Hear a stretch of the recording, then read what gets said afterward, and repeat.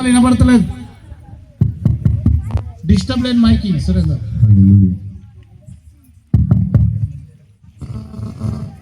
Disturbance కాదు. Good morning madam. Good morning అమ్మ. మన స్టాఫ్ అంతా వచ్చిందా? అందరూ వచ్చింది మేడం. హాస్పిటల్ ఎలా సాగుతుంది? మంచిగా నడుస్తుంది మేడం. ఎంతమంది ఓపీలు ఉన్నారు? ఒక 20-30 మంది వరకు ఉన్నారు. సరే వాళ్ళని తొందరగా తీసుకురా. పొన్న పేరే ఓకే మేడం తీసుకురా. మల్లేశం డాక్టర్ హాస్పిటల్ అయినా తక్కువ అవుతలేదు. హాస్పిటల్ కానీ ఒకసారి పోదాం. చిరంజీవి పేషెంట్. అమ్మగారు దుర్గా ఏమైందయ్యా? 2 సంవత్సరాలు దుర్గా నీ పేరేంటిది? సోమరుడు.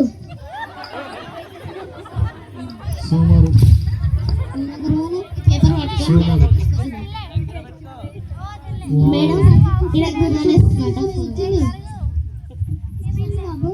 దుర్దపెట్టండి ఇచ్చింది.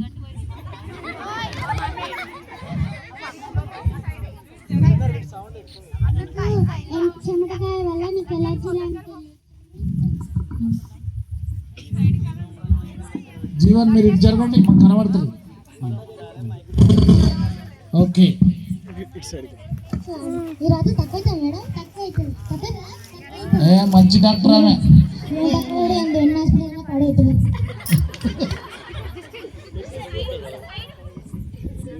నెక్స్ట్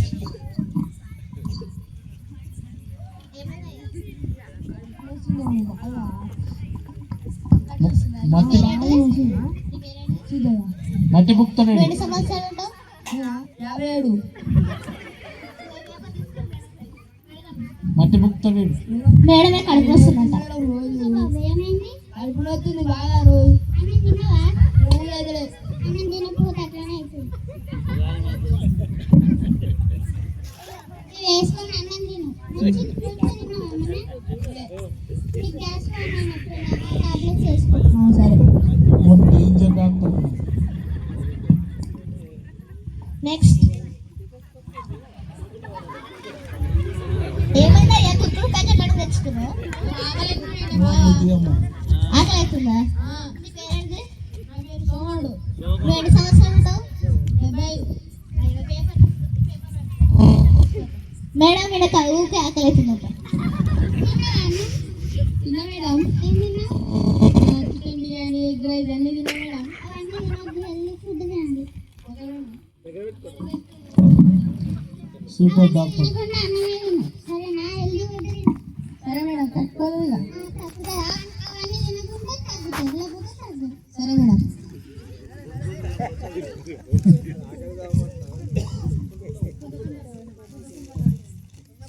తొందర రండి. నెక్స్ట్ ఏమైందమ్మా? గల్ల కుట్టుకున్నాడుతాను. కింద పడ్డావా? పడ్డా మేడం. నీ పేరేందమ్మా? నా పేరు లచ్చవ మేడం. సంవత్సరాలు ఉంటావమ్మా? నేను 57 సంవత్సరాలు ఉంటాను. సరే మేడం. మేడం ఏం బాత్రూమ్ లో జారి పడ్డారా? బాత్రూంలో మూతిగా పడ్డా మేడం. బాత్రూంలో నీళ్ళు పోతా అంటే నీళ్ళు జారి కింద పడ్డా మేడం. బెంకింది కావచ్చు. పెట్టి మసాజ్. సరే మేడం. తక్కువ అవుతుంది కదా. సరే మేడం. తింటూ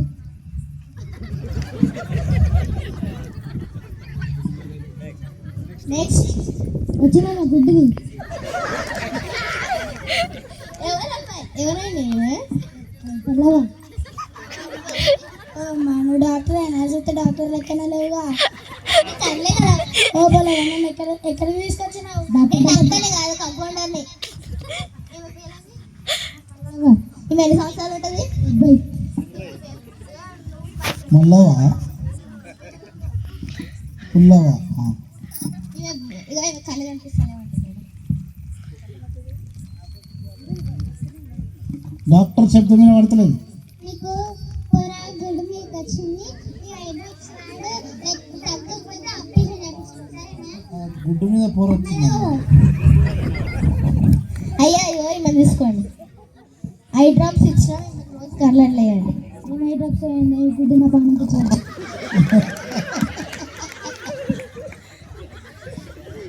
నెక్స్ట్ మేడం నా కళ్ళు. మేడం ఏమని మేడం?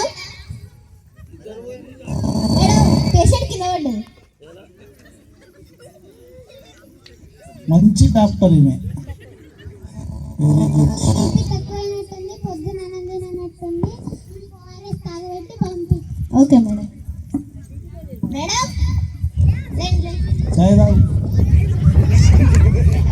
ఇవ్వండి మేడం ఒకసారి. పొద్దుగాల కళ్ళు తిరిగి కింద పడ్డారు. నెక్స్ట్ ఇక ఓపిక అయిపోయినట్టున్నారు, నేను పోతా.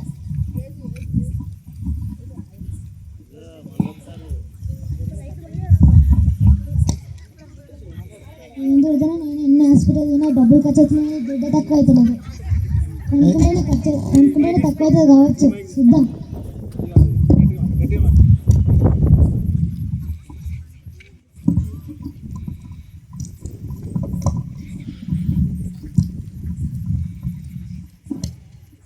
నా కుమారుడా, నీ విశ్వాసము నిన్ను స్వస్థపరుస్తుంది. కనిపెట్టును. నా కళ్ళలో ఏసు కనబడ్డాడు. నేను ఒక 2 నిమిషాలు ప్రార్థన చేస్తా. దేవుడా ఏసు నా గుడ్డుగా నా దుర్దతనాన్ని పోగొట్టండి సార్. ఏసు నాలో ప్రార్థన తండ్రి. గుడ్ అవుతారంటే మర్చిపోయింది. దుర్గా మర్చి సూపర్. దేవుణ్ణి స్వస్థపరిచిన తర్వాత ఆ ఊర్లో ప్రజలందరూ రోగులతో వాళ్ళు డిస్కషన్ చేసుకుంటూ ఉంటారు.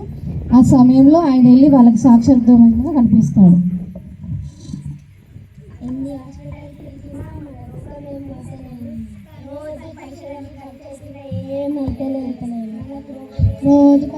మళ్ళారా మీరు ఎందుకు బాధపడుతున్నారు?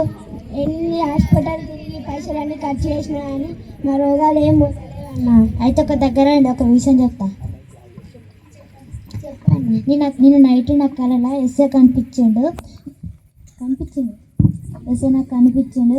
ఆయన నువ్వు ప్రార్థన చేస్తే నీకున్న రోగాలన్నీ పోతాయని చెప్పిండు. మనం కూడా ఒకసారి ట్రై చేద్దాం.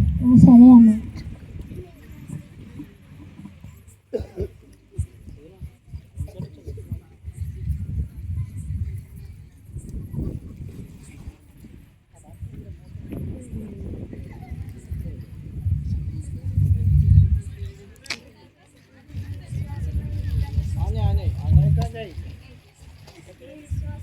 పిల్లని స్వస్థపడుతుంది. మీరు వెళ్ళము. ఆమేన్.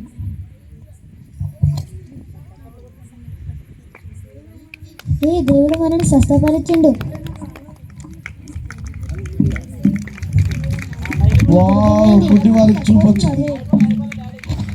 కంటిన్యూ. నా దురద పోయింది. నా కాలు నొప్పి తక్కువైందిరా. నా కాలు నొప్పి కొంచెం కరెక్ట్గా నడుస్తుంది. నా కాలు కొంచెం నాకు కనబడుతుంది ఇప్పుడు. దేవుడు నన్ను స్వస్థపరుస్తుంది. ఆమేన్. ఈ స్టోరీ ద్వారా మనకి ఏంటిదంటే మనం లోకానుసారమైన జీవితంలో బ్రతుకుతున్నాము. అంటే మనకు అనారోగ్య పరిస్థితులు ఉన్నా మనం ఆసుపత్రిని డాక్టర్స్ నమ్ముతున్నాం, కానీ మనల్ని క్రియేట్ చేసిన దేవుని నమ్మట్లేదు. సో దానికి మనము మనుషులను నమ్ముట కంటే దేవుని ఆశ్రయించుట మేలు. Doctors may be educated, but our God is creator. A creator can do anything. Thank you. ఇలా ఉండండి, ఇట్లా ఉండండి.